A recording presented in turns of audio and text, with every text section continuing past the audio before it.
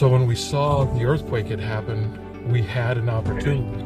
Grab as much product as we could and use the network we already had in place to help provide for those multitude of families there. This isn't an isolated event. We've been supporting Syria and the Turkey area probably 3 years.